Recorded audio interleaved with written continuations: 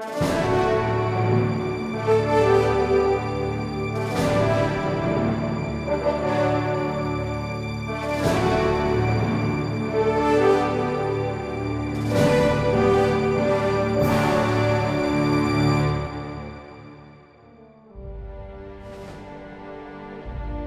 following recording is a program of the World War I Historical Association.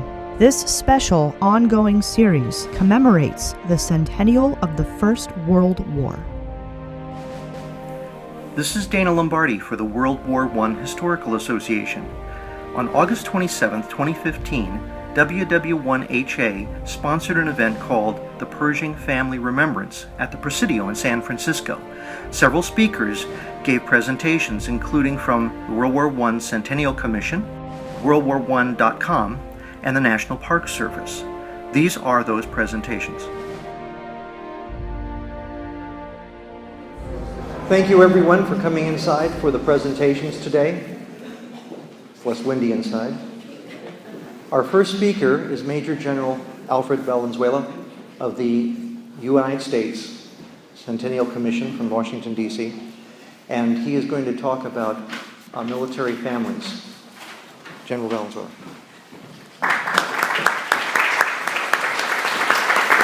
Thank you. Normally I don't stand behind podiums. I'm not overweight, I'm under tall. And so normally the people in the back can't see me. They just hear my voice and just wonder who it is that's speaking. But nevertheless, I'm honored. I'm excited to have you all here. It is true that I'm General Valenzuela, and I represent the World War I Centennial Commission.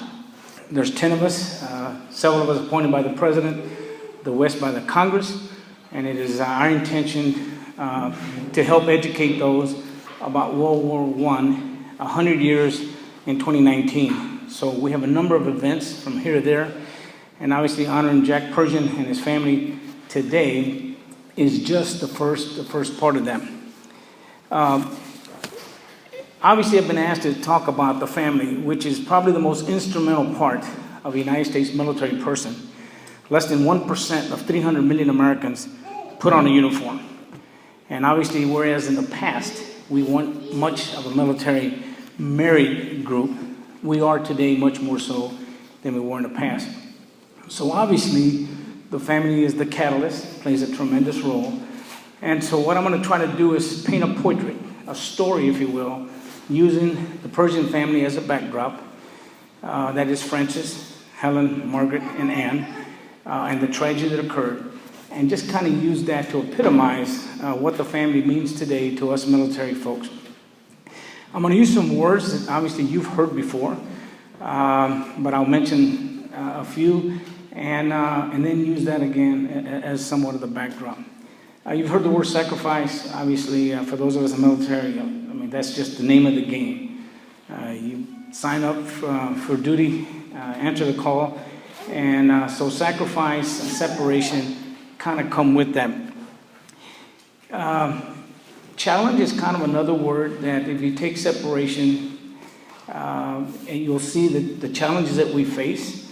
I know there's a lot of folks, veterans, and I salute you for your service to the country. My family, after 33 years, fortunate enough, only moved 24 times.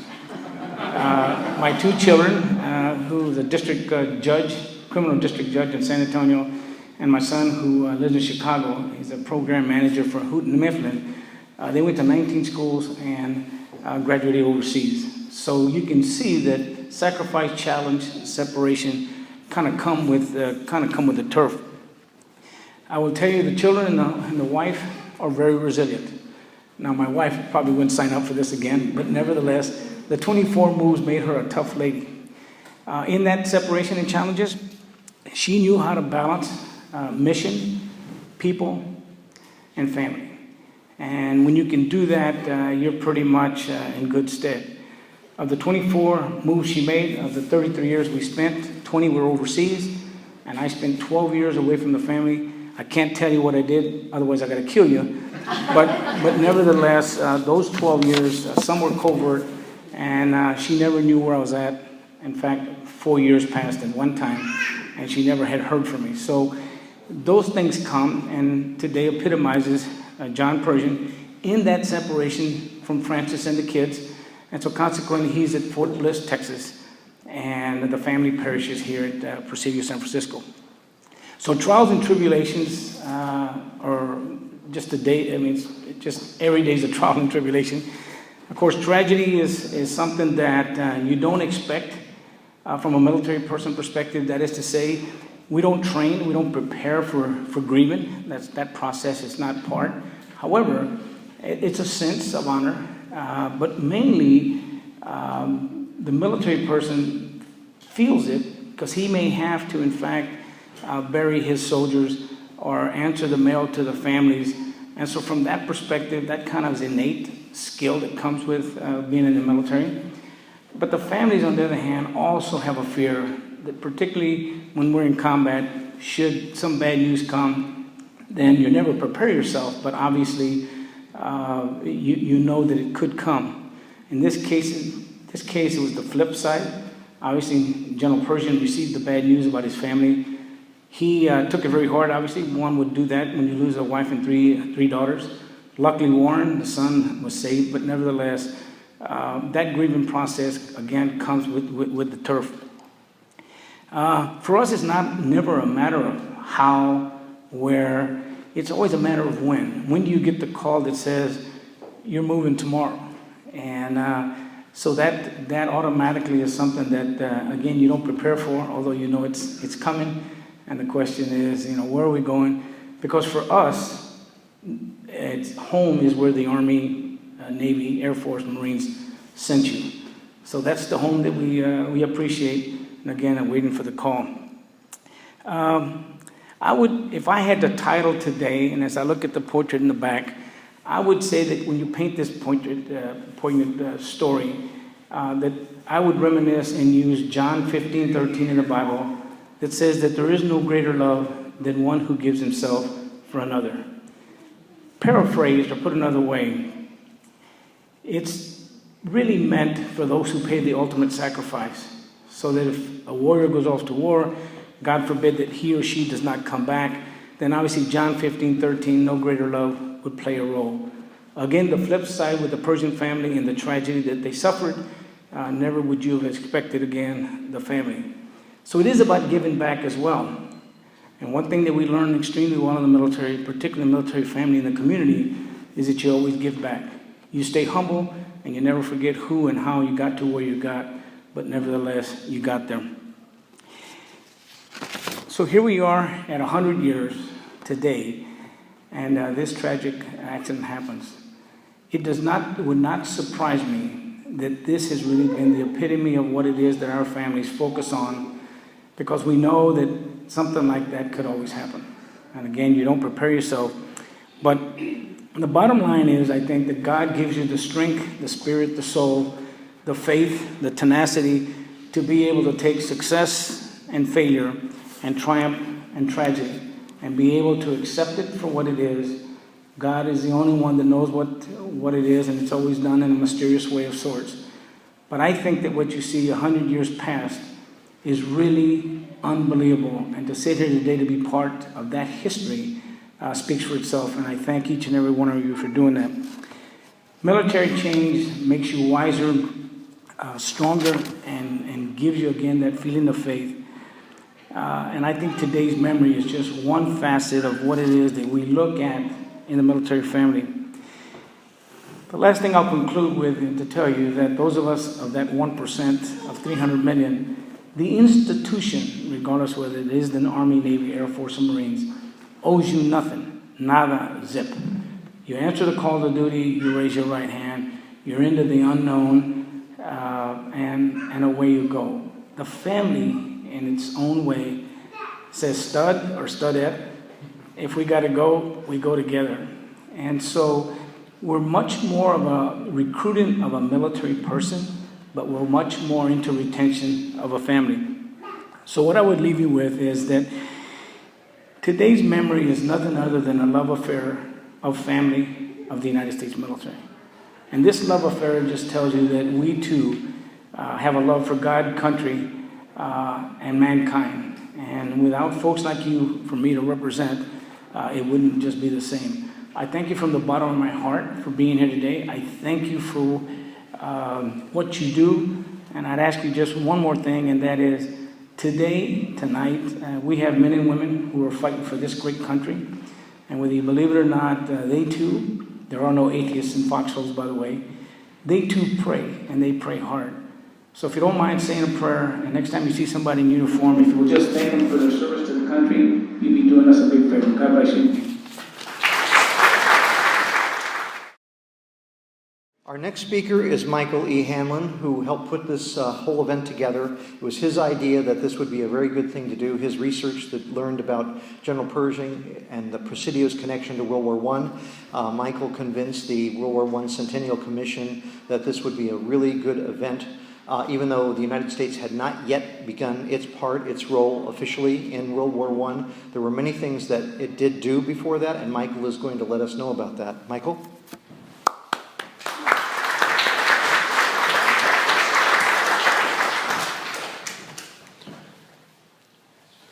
Good afternoon. When I was asked to make a presentation about General Pershing today and refamiliarize you with his long and distinguished career, as I started researching, I realized one of the questions that you must be asking yourself is, how did this man overcome the terrible shock and loss that he suffered 100 years ago today? And I think the answer to that is character. And I'd like to go back to something that Captain Poe was referring to in his talk earlier out at the Pershing Square site. I'd like to tell you a little about the character of John J. Pershing before we go into a chronology of his career. San Franciscans should recognize this version of General Pershing. He's out at the Golden Gate Park by the concourse. And it's one of the real General Pershings. Calm, commanding, in charge, ready to direct as needed, and a figure of great authority. He, as Captain Poe mentioned, was also a figure of great personal warmth. We know this because many of the people who were close to him report this and talk about his personal kindness and generosity, going way above and beyond the call of your typical friend. There's another General Pershing, though, and this is a capturing of General Pershing. This was a cover on Vanity Fair magazine in the 1930s, and this kind of captures that other General Pershing, the Iron General, the incredible jaw, the stern look.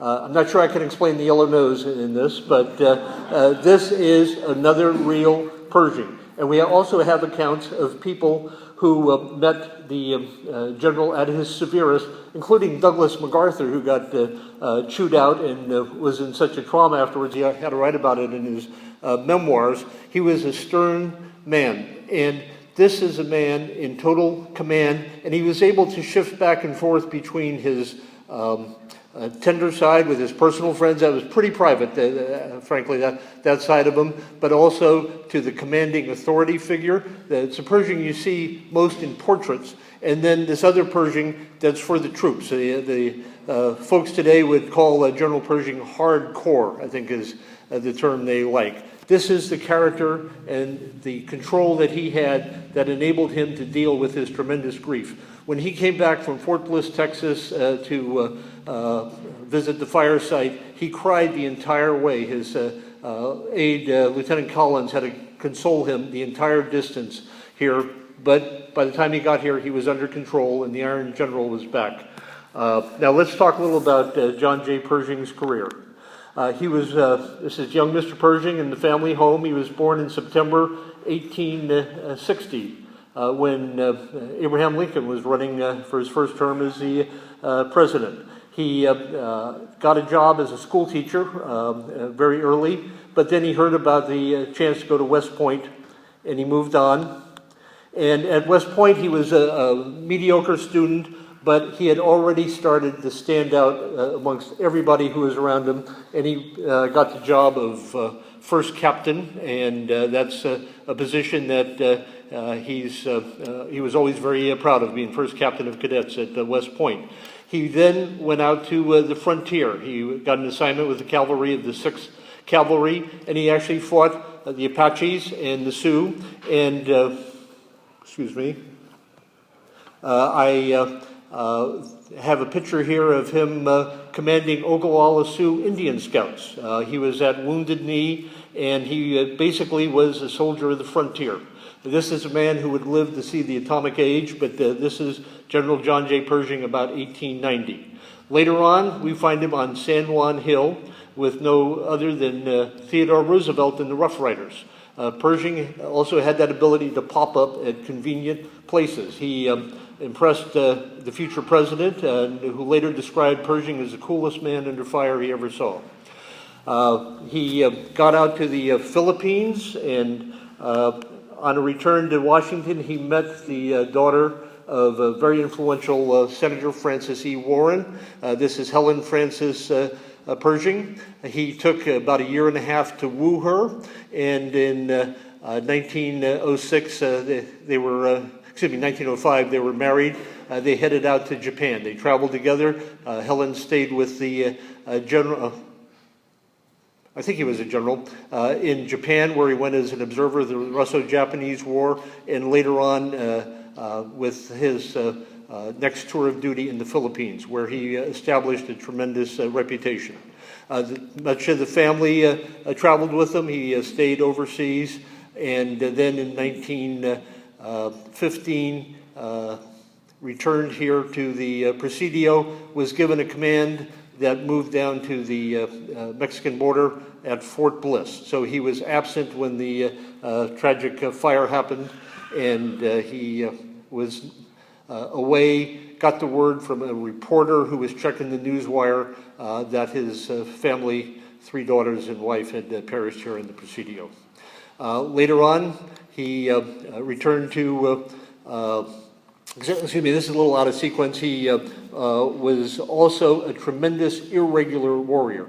The Pershing, before World War I, is a brilliant soldier, and he really earned a lot of recognition within the Army as a leader in the Philippine expedition. He was politically savvy. He was able to negotiate and fight at the same time with the Moro chieftains who were opposing the American presence. He calmed things down. That was probably what helped earn a lot of credit with the Wilson administration, who then sent him to another hot spot down on the border where things were heating up on that front. You have a picture here of General Pershing smiling with none other than Pancho Villa. There was times when Pancho Villa was in our good graces, but that did not last, and General Pershing's next assignment was to move to the border and then move into Mexico. Here's General Pershing crossing the Rio Grande, and some of his old soldiers, Buffalo soldiers from the 10th Cavalry, accompanied him on that mission. But this punitive expedition, it's called, is kind of controversial to this day. I was in a meeting recently where 2 professors got in an argument whether it was a success or a failure. It did calm things down, though, whatever the right answer to that is, and it calmed things down enough so we could then get into a war in Europe. And in April 1917, President Wilson went to Congress, asked for a declaration of war, and on April 6, 1917, America was at war. General Pershing was also a lucky man. His 2 main rivals, General Leonard Wood, became too politically hot. He fell by the wayside. And his immediate supervisor, General Funston, who's buried out here in the Presidio Cemetery, died of a heart attack. He was really the only logical choice left, and probably he was already the outstanding candidate. We see the commanding general here, the same one that we see in Golden Gate Park, arriving in France. I'm not going to have time to go into the whole history of the American Expeditionary Force, but a few interesting photos for you. I hope you recognize General Pershing inspecting the guard detail at Chaumont General Headquarters of the American Expeditionary Force. He is accompanied by the captain of the guard, who is no other than George S. Patton. Pershing had a great eye for spotting talent. That's one of the untold stories about General Pershing, and one of the ways he affected the U.S. Army long term. He won the victory. America played a decisive role. Again, I don't have time to go into that, but a few things about General Pershing. Some of the military historians just pick him apart, and he's got the wrong doctrine, he's got the wrong training methods, he got excessive people killed. I've just returned from those battlefields. I visited all the major battlefields of America. I've been doing it for 20 years, but I was just there a couple weeks ago. General Pershing knew where the weak spot of the enemy lie. He knew that trench warfare had to be abandoned, that we had to get the troops moving. And he, in the course of the war, and America only fought for about 6 months in World War I, we had 116,000 killed in that time, about 82,000 of them in the theater of France and Belgium. And by the end of that 6-month period, Germany asked for terms. I think his record is outstanding, and all the other parties in the war lost a lot of troops too, but he got a price, a reward for that sacrifice. He won the victory for the Allies. He turned the tide. Without the AEF, the war would have ended, and without General Pershing leading the AEF, there was no one else who could have put that together. Now, I mentioned General Pershing's ability to spot talent. I'd like to combine that with his that hardcore side we talked about. One day, General Pershing was visiting his premier division. The 1st Division, since they were number 1, was the 1st Division that got over there, and he used them to practice the techniques and tactics that he would pass on to the entire expeditionary force as it arrived. One day, he was in a mood, and I remember reading about General Eisenhower when he was president. There are certain days, maybe General Valenzuela was like this, the general is just going to go and chew out people to remind them that they better live up to his standards. And this was one of those days for General Pershing. He went to the display put on by the staff of the 1st Division of some tactical problem, and he just started out chewing everybody out, the commanding general, and then down to the staff in general, and he stormed away. Now, in the group of staff officers, there was this one officer, a major, who didn't like this. And he charges after General Pershing, as Pershing's walking away, grabs the Iron General by the arm and spins him around and says, "Look, sir, you need to see this. We did a lot of work on this, and you need to understand what the heck is going on with our division." And Pershing didn't say anything. He didn't go back to look at the exhibition, but that that officer was named George Marshall. And Pershing remembered that officer, and afterwards, without ever any words passing between them, Marshall's career started to skyrocket. He became Chief of Operations for the 1st Division and eventually Chief of Operations for the American Expeditionary Force 1st Army, and he was on the road to become Chief of Staff of the Army and our leader of the U.S. Army in World War II. Pershing, although he was a hard guy, did not hold grudges. He believed in spotting people with talent and supporting them. Now, after General Pershing left the U.S. Army, he had another job. He retired, and he was named the first chairman of the American Battle Monuments Commission.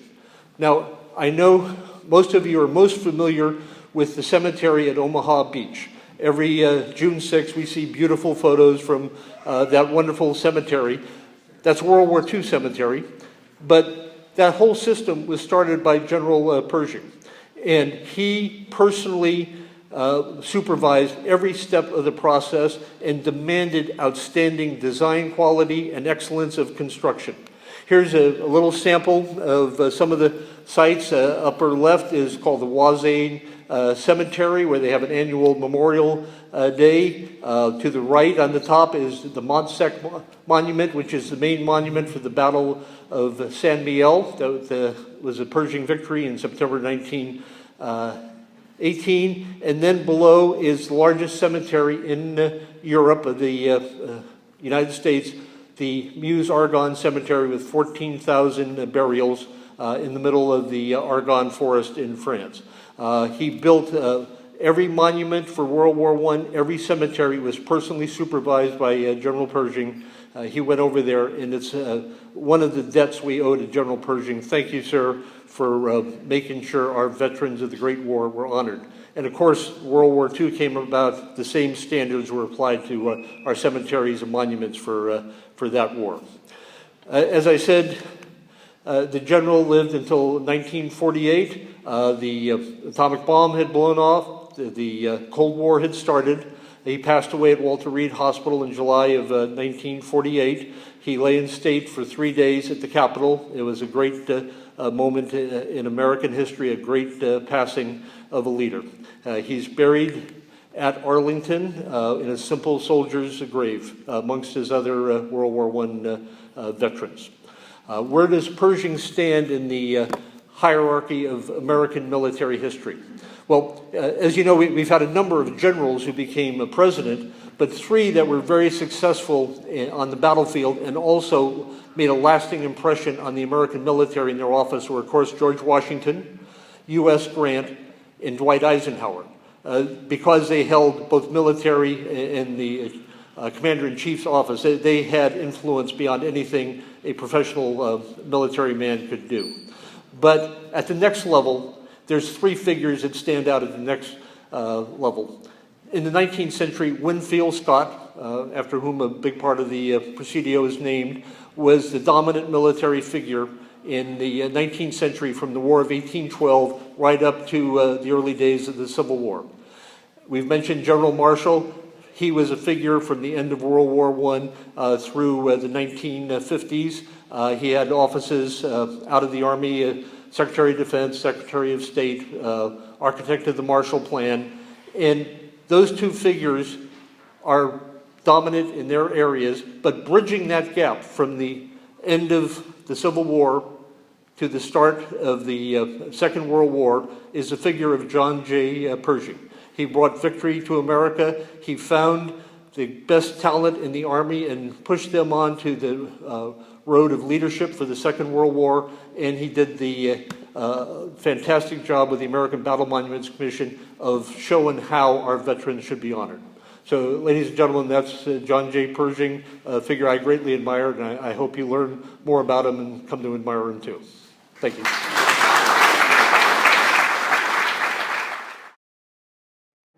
Our final speaker today is Stephen Holler, who is with the National Park Service. He's going to be talking about the Presidio here in San Francisco in World War I. And we also note that there are a bunch of other National Park Service people here today, too. Stephen? Thank you. Thank you. Is that good? Okay. How's this going? There we go. Good. Okay.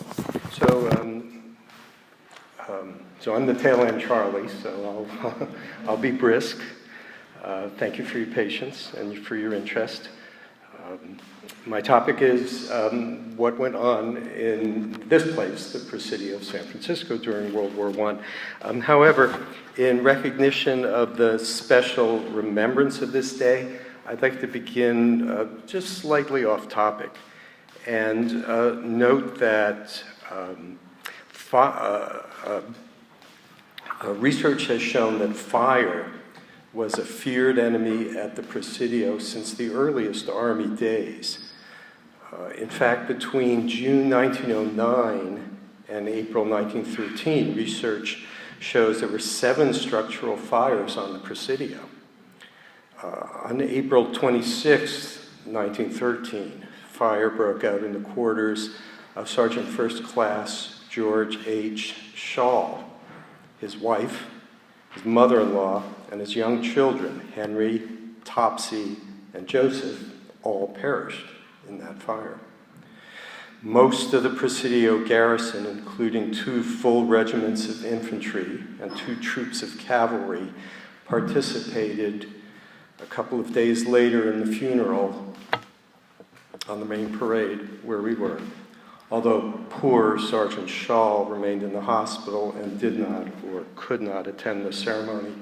So, for what it's worth, I'd like to dedicate my brief remarks to the memory of the Shaw family, and in order to remind us that the humble as well as the mighty are part of our history.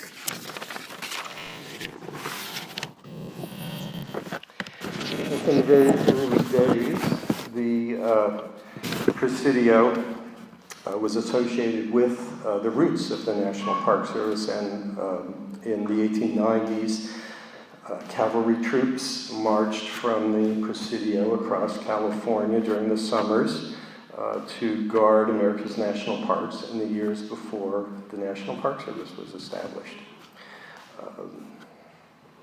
As a matter of fact, the Park Service uniform, and the Ranger hat own their derivation to the campaign hats worn by soldiers during that time. In 1912, the salt marsh wetlands and the sand dunes that form the northern shoreline of the Presidio began to be filled for a great World's Fair. People didn't quite understand the value of wetlands as we do today to the ecosystem, and the shoreline that had been used for a drilling field, as a firing range, and as a stables area began to be transformed into the great jeweled city known as the Panama Pacific International Exposition. It opened for a 2-year run, much of it on land leased by the Army, which you see here at the Presidio, and off the picture the grounds continued along what's presently the Marina District and the Marina Green, and ended at Fort Mason. Here on the Presidio, a racetrack, a drill ground, and an aviation field were all constructed at the far west end of the fairgrounds, and a Palace of Fine Arts, which still exists today, graced the boundary between these Presidio lands and the city. Numerous exhibition halls filling the space in between. But the Grand Prix of 1915, as a matter of fact, was held here. And the cars zoomed around the race course at the dizzying speed of 50 miles an hour. One of the drivers, not pictured here, happened to be Eddie Rickenbacker, who, of course, became America's leading air ace in the Great War. And apparently, the quick reflexes and sort of grit in handling a machine at the very edge of its envelope, if you will, translated well from race car driving to flying in a biplane SPAD over the Western Front. Alas, the steady attrition of the Great War in Europe, politically as well as economically, proved too much of a distraction, and the fair closed after the 1915 season. It's also absolutely not a coincidence that the last year that the Army could spare soldiers to go up and guard the national parks was 1916. That was also the year that the National Park Service came into existence, so we're about to mark our centennial year as well. Soon, mobilization began to ramp up, if you will. The buildings of the fair disappeared with the exception of the Palace of Fine Arts. The Oregon Pavilion lasted a few more years. It was used... Sorry, I'm about to try to stop that clicking for you. Oh, no, it was clicking. Yeah. How are we doing here? Gosh. I'm so sorry. No worries. I'll remember. Okay. Sorry. Good. Go. So the Oregon Pavilion lasted a few more years. It was used as an assembly hall for soldiers. and the tall Tower of Progress, which was a feature of the exposition and the light shows that they used to give there. That managed to endanger airplanes at Crissy Field for a few more years before it also fell. I guess ironically you could say it fell to progress. On the verge of the war, the U.S. Army garrison had actually practically deserted the post. The 24th Infantry Regiment departed for Wyoming, and the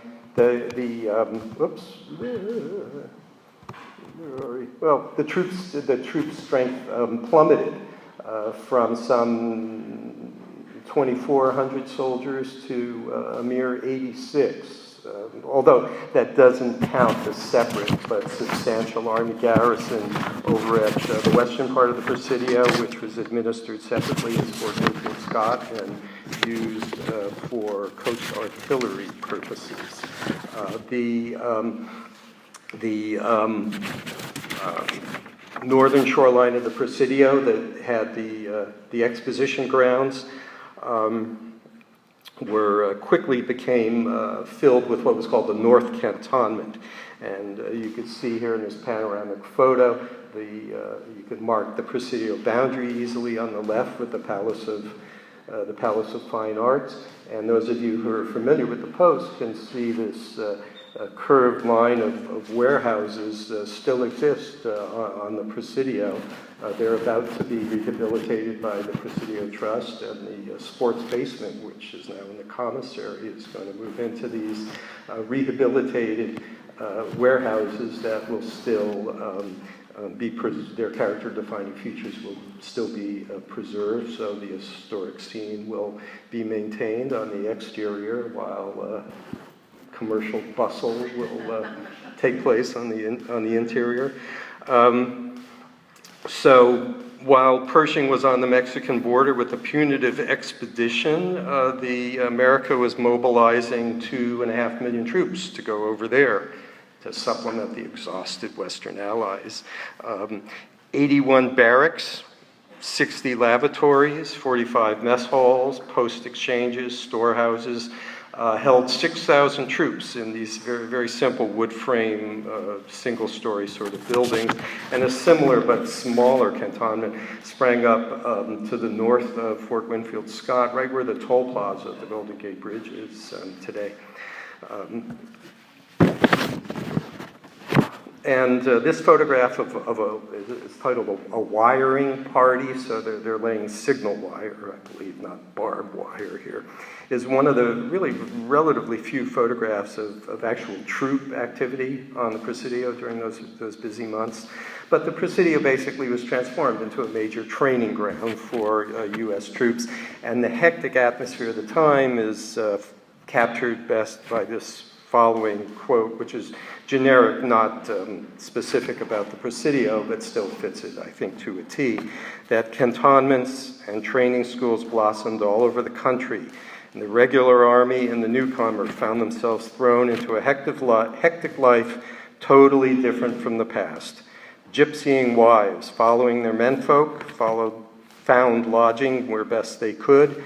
Some newcomers brought into immediate contact with existing garrison life floundered, bewildered by the code and customs of which they had known nothing. Welcomed warmly by some, they were snubbed by others of the old army. Both newcomer and old-timer, however, suffered equally from scrounging landlords and shopkeepers. The less descriptive, the more mundane Army records indicate that the following units were trained at the Presidio during the war, so maybe to give you a little bit of flavor of just what the soldiers were doing.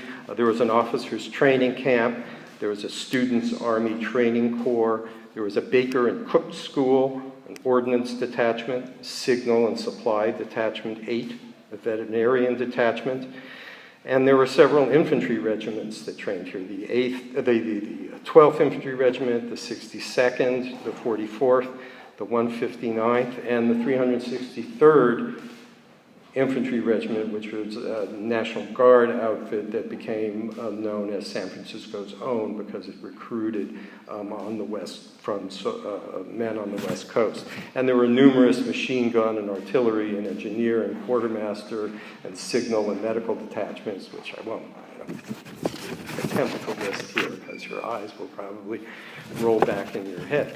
And so by October 1918, the worldwide flu epidemic had reached the Bay Area, and it caused prohibition, which caused closing of the post to civilian visits. One of the few times that this open post was off limits to civilians.